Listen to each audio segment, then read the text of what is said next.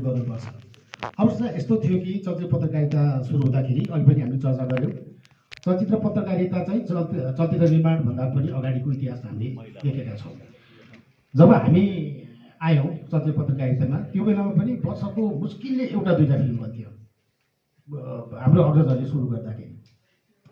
अनि नेपाली सिनेमा निर्माण हुँदै गाह्रो थियो, प्रदर्शन त झन् गाह्रो विषय भइहाल्यो, हलहरू पनि कम्ती थिए, दर्शकको पहुँच पनि सामान्य थियो। त्यो अवस्थामा पनि चलचित्र पत्रकारिता कसरी अगाडि बढेको थियो भने विदेशी फिल्महरू, नाटकहरू, रङ्गमञ्चका समाचारले बन्ने गर्थे। जस्तो म अहिले जुन पत्रिकाको सम्पादक छु कामना सिनेमासिकमा हामी जाँदा पनि हामीले गर्दा त एकदम उर्वर भूमि बनिसकेको थियो। तर यसको व्यावसायिक विकास भइसकेको थिएन निर्माणमा, प्रदर्शनमा। जसरी त्यसरी निर्माण र प्रदर्शनमा चाहिँ चलचित्रको व्यवस्थित विकास भइसकेको थिएन, त्यसै गरी चलचित्र पत्रकारिताको विकास क्रम पनि असाध्यै तल थियो। खास गरी चलचित्र पत्रकार भन्ने बित्तिकै खिस्याउने, चलचित्र पत्रकारितालाई मूल पत्रकारिता मान्ने नमान्ने अवस्था थियो। मूलधारका पत्रिकाहरूले त यसलाई ठाउँ नै नदिने अवस्था थियो। अब अहिले हेर्नुहोस् तपाईँ, मूलधारका पत्रिकाहरू, दैनिक पत्रिकाहरू, राष्ट्रिय दैनिक, राष्ट्रिय टेलिभिजन, राष्ट्रिय रेडियो, राष्ट्रिय एफएमहरू सबैभन्दा बढी पहुँच भएको, सबैभन्दा बढी स्थान पाएको चाहिँ मनोरञ्जनको विषयका समाचारहरू, सामग्रीहरू छ। त्यसको लागि जुन चाहिँ अग्रजहरूले सुरु गर्नुभयो र हामीले निरन्तरता दियौँ, त्यसको क्रेडिट हामी आफैले लिनुपर्छ जस्तो पनि लाग्छ मलाई। र एउटा कुरा चाहिँ के पनि हामीले भुल्नु हुँदैन, चलचित्र क्षेत्रको विकास जसरी आज भएको छ, चलचित्र क्षेत्रको अवस्था अहिले जुन छ, त्यसमा हामी चलचित्र पत्रकारहरूको ठुलो भूमिका छ। गोष्ठीमा हैसियत गरेका छौँ। हालाकि विवाद आउने गर्छ, चलचित्र पत्रकारलाई चाहिँ चलचित्र पत्रकारितामा कलङ्कको कुरा पनि आउँछ। त्यो चाहिँ दुवै पक्षबाट भइरहेको कुराहरू हो। त्यसमा पनि विकृति नभएका होइनन्। त्यो विकृतिहरूलाई चिर्दै हामी अगाडि बढ्नु जरुरी छ। त्यसबाहेक अर्को प्रश्न के थियो? अहिले पछिल्लो अवस्था चाहिँ पछिल्लो अवस्था चाहिँ अब सबै मैले भने टेलिभिजन, रेडियो, पत्र पत्रिका सबैको लागि चाहिँ यो मूल विषय बनेको छ। त्यो असाध्यै राम्रो कुरा हो। तर त्यो समाचारलाई कसरी प्रस्तुत गर्ने, टेलिभिजन देवता चाहिँ के देखाउने, होइन, कतिसम्म देखाउने, रेडियोमा कतिसम्म प्रस्तुत गर्ने, कुन ढङ्गले प्रस्तुत गर्ने, कति मर्यादित हुने भन्ने कुरा छ।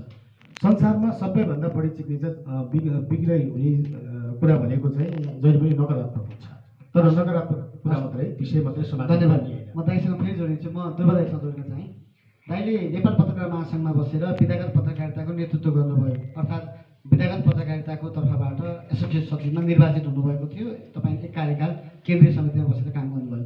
नेपाल पत्रकार महासङ्घले चाहिँ यो विधागत पत्रकारितालाई कुन नजरले हेर्छ, होइन? अब पछिल्लो समय चाहिँ विधागत पत्रकारितालाई खासै नेपाल पत्रकार महासङ्घले चासो दिइरहेको अवस्था छैन।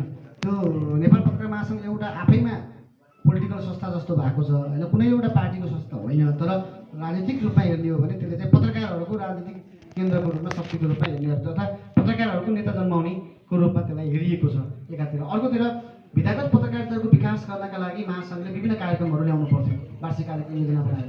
तपाईँको कार्यकालमा पनि सायद अब विधागत पत्रकारितालाई त्यो बेला त सुरुवात थियो, हुनै सकेको थिएन। अहिले पनि त्यो हुन सकेन। तपाईँ हुँदा कस्तो थियो र महासङ्घले गर्नुपर्ने के थियो, किन गर्न सकेन? एकदम छोटोमा विधागत पत्रकारलाई के कसरी हेर्छ भन्ने धारणा के छ तपाईँको? धन्यवाद समीरजी। यो जस्तो म 3 वर्ष महासङ्घमा बसेँ, यो अलिक शून्य छैन।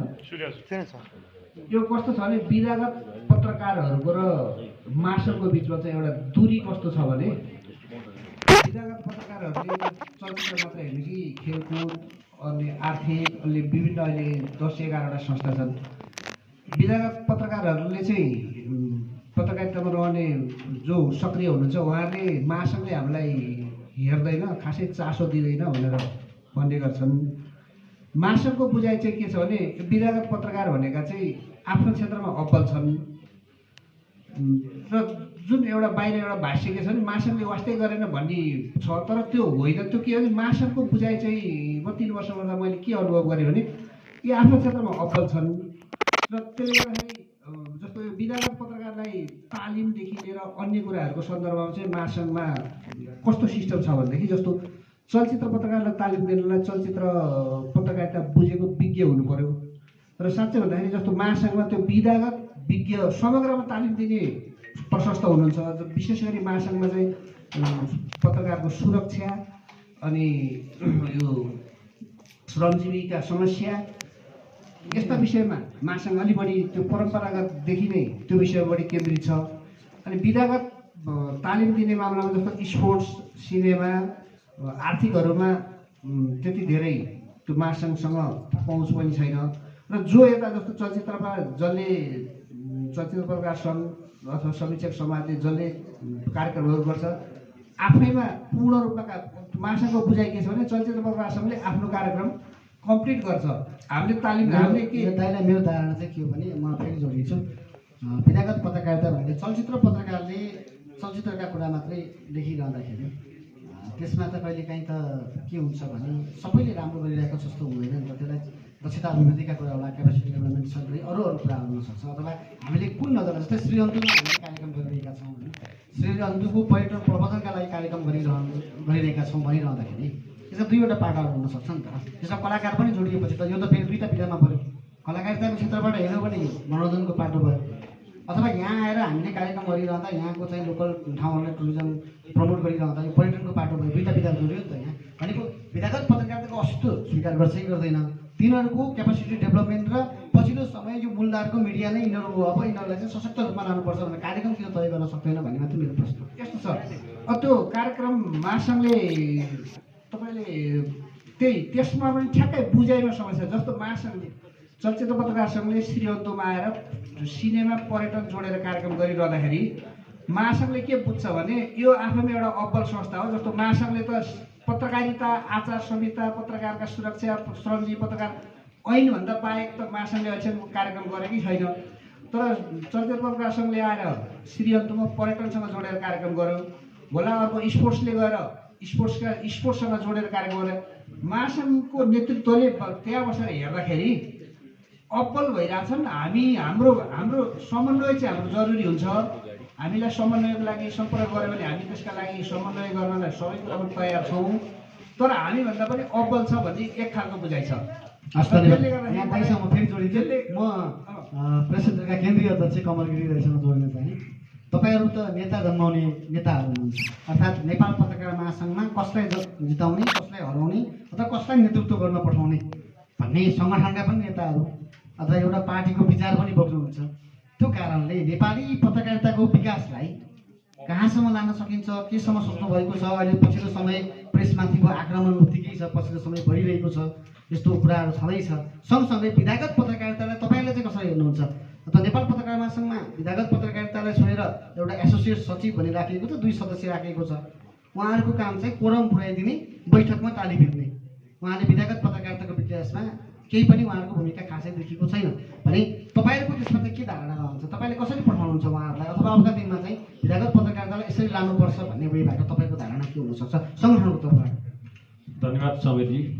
सर्वप्रथम त चलचित्र पत्रकार सङ्घले यो महत्त्वपूर्ण कार्यक्रम आयोजना गरेर हाम्रो सङ्गठन प्रेस सेन्टर नेपाललाई आमन्त्रण गरेर यो जुन बोल्ने अवसर दिनुभयो त्यसको लागि म सिङ्गो सङ्गठन, तपाईँ अध्यक्ष र सबै साथीहरूलाई धन्यवाद दिन चाहन्छु। जहाँसम्म तपाईँले विधागत प्रश्नको विषयमा हामी यहाँ छलफल गरिरहेका छौँ, मलाई के लाग्छ भने पत्रकारिताको सिङ्गो इतिहास हेर्दाखेरि हाम्रो पत्रकारिताको इतिहास पनि धेरै लामो छैन। नेपालमा पहिलो पत्रकारिताको सुरुवात रेडियोको रूपमा 2007 सालमा रेडियो नेपाल स्थापना भएको छ।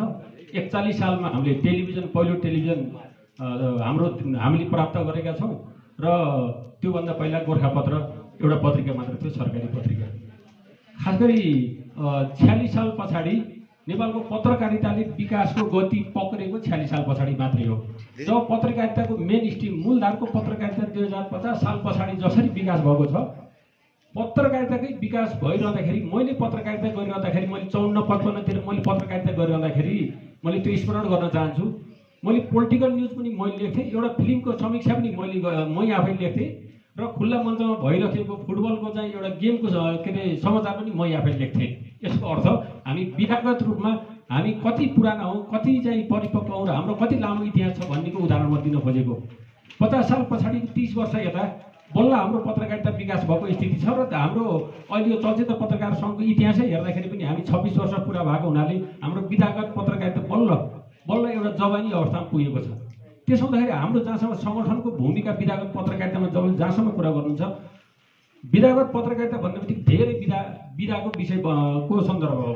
अब हाम्रो जस्तो सङ्गठनले मूल रूपमा प्रेससँग सम्बन्धित हामी सरौजी पत्रकारको पक्षमा पत्रकारिता क्षेत्रमा लागेका साथीहरूको तालिम र अभिवृद्धिका सन्दर्भमा दक्ष पत्रकार निर्माण गर्ने सन्दर्भमा र पत्रकारिता पनि वास्तवमा जनताको पत्रकारिता, वास्तवमा समाजको पत्रकारिता, वास्तवमा समाजको ऐनाको रूपमा पत्रकारिता गर्नुपर्छ।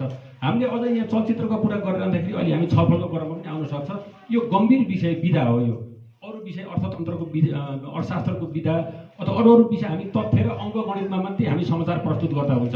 तर यो विषय सांस्कृतिकसँग सम्बन्धित छ, यो विषय भावनासँग पनि सम्बन्धित छ, यो धेरै महत्त्वपूर्ण समाजसँग पनि सम्बन्धित छ, यो धेरै साइकोलोजीसँग पनि सम्बन्धित भयो हुनाले यो गम्भीर र महत्त्वपूर्ण विषय यो चलचित्र विषय। यो विषयमा हाम्रो जस्तो सङ्गठनले एउटा पत्रकार दक्ष पत्रकार कसरी गर्न सकिन्छ, तथ्यमा आधारित समाचार कसरी लेख्न सक्छ, उसले अनुसन्धानमा कसरी समाचार लेख्न सक्छ, टोटलमा ऊ के अरे प्रविधिमा ऊ कति अभ्यस्त हुन सक्छ भन्ने कुरालाई हामी ध्यान दिन्छौँ। विधागत विषय नयाँ, पत्रकारिताको इतिहास आफैमा नयाँ भएको हुनाले अझ हामीले विकास गर्नुपर्ने, अझ यो क्षेत्रमा हामी जोड दिनुपर्ने, सबैले खास गरी महासङ्घले, हाम्रो जस्तो सङ्गठनले, तपाईँहरू यो क्षेत्रमा लागेका साथीहरूले विकास गर्नुपर्ने धेरै विषयहरू छन्। यसमा हाम्रो सङ्गठन सहयोगी भइहाल्छ। धन्यवाद। म फेरि प्रेस युनियनका केन्द्रीय अध्यक्ष शिवराम सरलाई सम्झिन चाहे। पछिल्लो समय नेपाल पत्रकार महासङ्घमा यहाँहरूको नेतृत्व अहिले सङ्गठनको तर्फबाट भनौँ अथवा तपाईँले जिताएका मान्छेहरू हुनुहुन्छ। विधागत पत्रकारिता अहिले कुरा आयो। विधागत पत्रकारिता जुन किसिमले अगाडि बढिरहेको थियो, विशेष गरी दाइले भने जस्तै 2046 सालको आन्दोलनपछि नेपालमा मिडियाहरू फस्टाएको देखिन्छ। त्यति बेला प्रिन्ट मिडियाहरूको राम्रो चाहिँ सुरुवात भयो। त्यसपछि बिस्तारै बिस्तारै प्रिन्ट मिडिया रेडियो र प्रिन्ट मिडिया हुर्किँदै आयो। त्यसपछि टेलिभिजनतिर बढी फोकस भयो। अहिलेको पछिल्लो समय अनलाइन मिडियाहरूले वर्चस्व कायम गरेको अवस्था छ। तर यो अनलाइन मिडियासम्म आउँदा प्रिन्ट मिडियादेखि नेपालको पत्रकारिताको इतिहासदेखि यो अहिलेको अनलाइन मिडियासम्म, डिजिटल मिडियासम्म आउँदाखेरि मिडियाको यति धेरै बाढी आएको छ कि मान्छेलाई चाहिँ यो समाचार पढ्नुभन्दा नपढ्नु ठिक, अथवा समाचारमा विश्वास दिलाउने खालका समाचार हुँदैनन्। यो चाहिँ फेक न्युज बढी हुन्छ। अहिले मिसइन्फर्मेसन, डिसइन्फर्मेसन र फेक न्युजको चाहिँ बाढी आएको छ भन्ने एउटा एक किसिमको बुझाइ छ, आम मानिसमा त्यो बुझाइ छ एकातिर। दोस्रोतिर विधागत पत्रकारितालाई हामीले के भनिरहेका छौँ भने सबैभन्दा प्रभावमा परेको चाहिँ मिडिया चाहिँ विधागत पत्रकारिता हो। क्षेत्र चाहिँ एकदमै फ्रन्टमा बसेर काम गर्नुपर्ने, पत्रकारिताको श्रमजीवीको सवालमा पनि एकदम चुनौतीपूर्ण काम गर्नलाई। दोस्रो कुरा स्थापित हुन पनि गाह्रो होइन। भनेको राज्यले, नेपाल पत्रकार महासङ्घले यहाँहरूको जस्तो सङ्गठनहरूले अस्तित्व स्वीकार नगरेको विधागत पत्रकारिता भनिरहेको छ अथवा त्यो भाष्य छ। यहाँहरूको धारणा यसमा के छ, अथवा यसको विकासका लागि, विधागत पत्रकारिताको विकासका लागि तपाईँहरूको धारणा के छ, अथवा अहिलेको अवस्था विधागत पत्रकारिताको अवस्था के छ? यहाँहरूले अहिलेसम्म के गर्नुभयो विधागत पत्रकारिताको विकासको लागि? धन्यवाद बोलामीजी। सबैभन्दा पहिला त यो सम्मानित सभाप्रति म आभार व्यक्त गर्न चाहन्छु। म आज अत्यन्तै खुसी छु, यस मानेमा खुसी छु यो संस्था स्थापना भएको 26 वर्ष पछाडि मैले चलचित्र पत्रकार सङ्घको मञ्च सेयर गरेर चलचित्रका बारेमा बोल्न पाएको छु। यसले के पुष्टि हुन्छ भने विधागत विकासका निम्ति सबै सँगै जान नसक्दासम्म यसको विधागत विकास हुँदो रहेनछ भन्ने चलचित्र पत्रकार सङ्घले पनि अनुभव गर्यो अथवा महसुस गर्यो र यो ठाउँमा आइपुग्यो भन्ने लाग्यो मलाई। अब यसमा धेरै लामो कुरा गर्नु छैन। तपाईँहरू सबै पत्रकारितामा हुनुहुन्छ, जो पत्रकारितामा हुनुहुन्न, दिग्गज कलाकारहरू यो चलचित्रको सेक्टरमा हुनुहुन्छ, उहाँहरूलाई यी पत्रकारहरूले कसरी काम गरिरहेका छन् त्यसका बारेमा उहाँलाई राम्रोसँग थाहा छ। म दुईवटा कुरा भन्छु। नेपालको पत्रकारिता 1908 सालमा 9 सालमा गिद्धे प्रेसको नामबाट स्थापित इतिहासबाट प्रारम्भ भएको पत्रकारिताको इतिहास बोकेको नेपालको पत्रकारिता क्षेत्रमा विधागत पत्रकारिता अघि कमलजीले भने जस्तै 50 को दशकबाट यता अलिअलि अगाडि बढेको। सत्य हरिश्चन्द्र र आमा भन्ने दुईटा मुभीले चाहिँ व्यावसायिक रूपमा चाहिँ नेपालको चलचित्रको विकास प्रारम्भ जहिले भयो त्यो दिनदेखि नै चलचित्रको पत्रकारिताको चाहिँ प्रारम्भ भएको चाहिँ इतिहास हामीले पढ्न पाउँछौँ। त्यसकारणले यसको प्रारम्भ त्यति बेला नै भएको, जति बेला आमा मुभी रिलिज भयो, जति बेला सत्य हरिश्चन्द्र भन्ने मुभी रिलिज भयो, त्यति बेला नै यसको चाहिँ इतिहास देख्न सकिन्छ। तर त्यहाँदेखि यहाँसम्म आउँदा यति लामो इतिहास बोकेको पत्रकारिता, यति लामो इतिहासमा भएको यो विधागत एउटा चलचित्रको सेक्टरमा काम चलाउने चाहिँ पत्रकारहरूको विकासमा जे हामीले आशा गरेको त्यो नहुनुको पछाडिका कारणहरू का बारेमा छलफल गर्न आजको यो सालमा हामी बसेर यदि चाँडै टुङ्ग्याउने गरी चाहिँ गर्न सक्दैनौँ। तर बुदागत एक दुईवटा कुरा के भन्ने हो भने यसलाई जसले विकास गर्नुपर्ने हो अथवा यो सेक्टरमा जसको चाहिँ इन्भल्भमेन्ट छ सरकार छ ती आफू जसले पत्रकारिताको क्षेत्रमा लाई मजबुत बनाउनुपर्छ भन्ने सरकारवालाहरू पनि यसमा सिरियस देखिँदैन र यो सेक्टरमा काम गर्ने पत्रकारहरू पनि वेल भएर काम गरेको देखिँदैन। यद्यपि यो हलभन्दा बाहिर कहीँ सार्वजनिक सभामा भएको भए म तपाईँहरूलाई यसरी भन्थेँ, यो पत्रकारहरू मात्रै भएर हामी छलफल गरिरहेछौँ भन्ने बुझेर भन्ने हो भने हाम्रो साइडबाट पनि केही गल्तीहरू भएका छन्, ती सच्याउन जरुरी छ।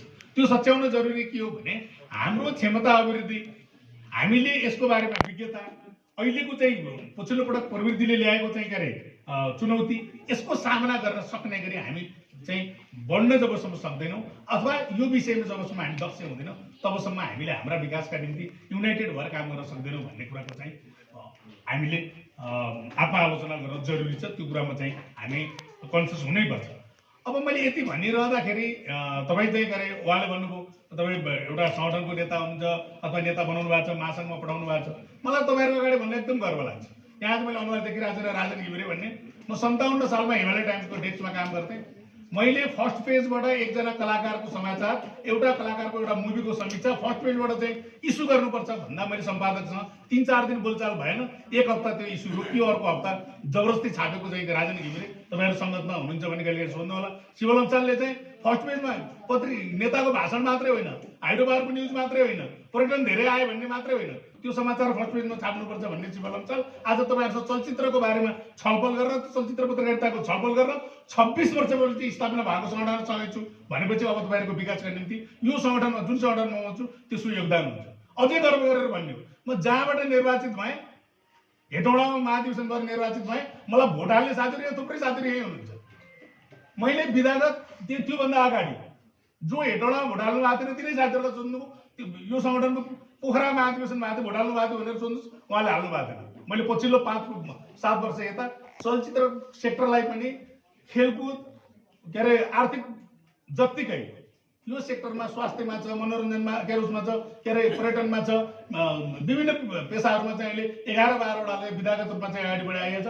तर अरू सेक्टर होइन, चलचित्रको सेक्टर अगाडि बढाउने कुरामा हाम्रो सङ्गठन अगाडि छ। अहिले म गर्वका साथ भन्छु, भर्खर मैले उहाँलाई सोधेको थिएँ 13वटा शाखा बनाउनु भएको छ तपाईँहरूको, विभिन्न नेपालमा 13वटा शाखा छ, तीमध्ये 2टा मसँग सँगै काम गर्नेहरू साथीहरूले लिड गर्नुभएको छ।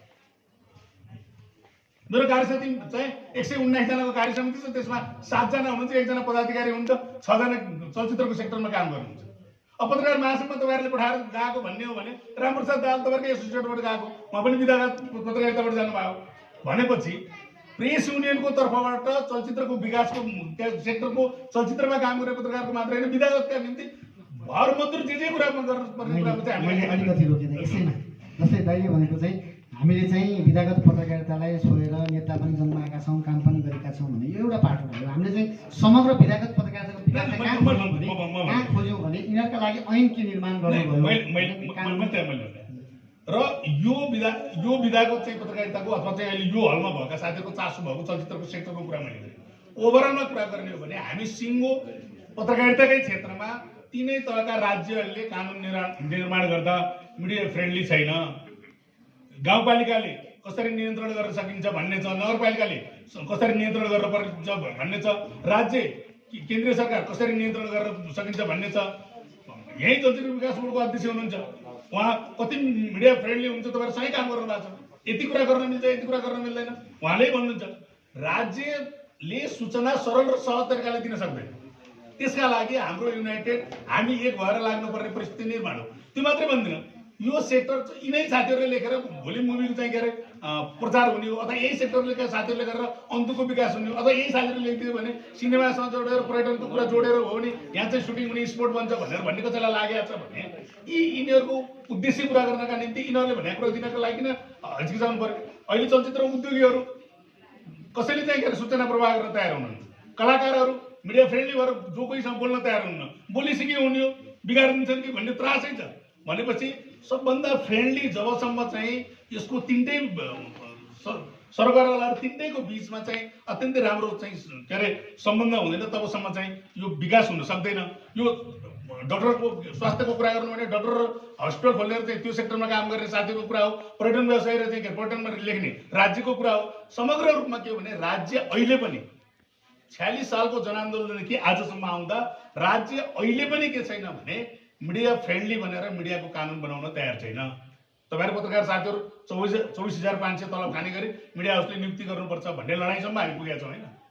राज्य त्यही 24,500 दिनुपर्छ भनेर मिडिया हाउसहरूलाई भन्न सक्दैन। भनेपछि त्यति कमजोर छ। भनेपछि हामी त्यो राज्यलाई नै के बनाउनु पर्यो भने हामीले हाम्रो पारिश्रमिक सेवा सुविधाका लागि ग्यारेन्टी गर्नु पर्यो। सामाजिक हामीले काम गरेको ठाउँबाट एक मिनट सके सामाजिक सुरक्षा कोष चाहिँ पट्टा हुनु पर्यो। मैले यो मिडिया हाउस छोडेर जाँदाखेरि मैले औषधि उपचारको पैसा पाउनु पर्यो। म यसमा आउँछु फेरि अर्को सेसनमा अर्को क्वेसनमा आउँछु। म यता महासङ्घको पूर्व सचिव पनि हुनुहुन्छ, उहाँसँग फेरि जोडिन खोजेँ।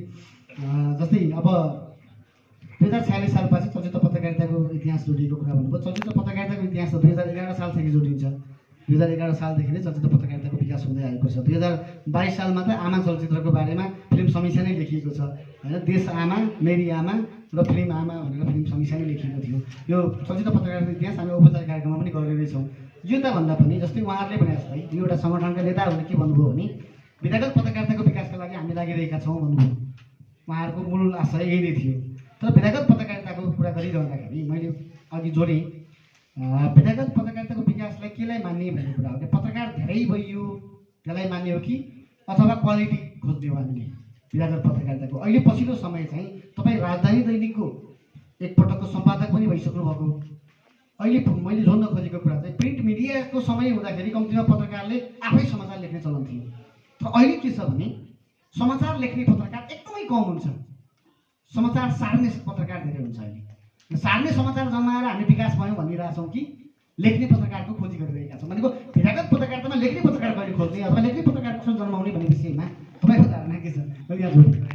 सलिलजीलाई फेरि धन्यवाद। यस्तो हो, यसमा मैले अघि पनि भने नि अब एकदम चर्का कुरा गरेर यो पत्रकार महासङ्घ कामै छैन भनेर भनियो भने त्यो छुट्टै कुरो होइन। भने पत्रकार महासङ्घबाट हामीले त्यति धेरै अपेक्षा गर्ने अवस्थै छैन। त्यो पत्रकार महासङ्घ भनेको एउटा सीमित साधन स्रोतमा एउटा त्यो एउटा नियमित प्रक्रिया, एउटा अध्यक्ष आउँछ 3 वर्ष जित्छ, फेरि अर्को कार्य समिति आउँछ, अर्को कार्य समिति आउँछ। तपाईँले भनेको जस्तो अहिले चलचित्र पत्रकारितामा सार्ने चलन छ। एउटै समाचार अहिले मोहन दाइले नि भन्नुभयो मैले एउटा समाचार पठाएको भाजीको सबैमा एउटै आयो भनेर भन्नुभयो। त्यो चाहिँ तपाईँको कस्तो भने त्यो महासङ्घको समस्या होइन कि त्यो हाम्रो समस्या हो। किन्थ्यो नीति त लिन सकिन्थ्यो, त्यसलाई क्यापासिटी डेभलपमेन्ट गरिदिने, समाचार कसरी लेख्ने, त्यसका आयामहरू कसरी खेलाउने। त्यसमा फेरि छ अघि शिव दाइले अलिकति भन्नुभयो जस्तो ऐनको कुरामा जस्तो चलचित्र पत्रकार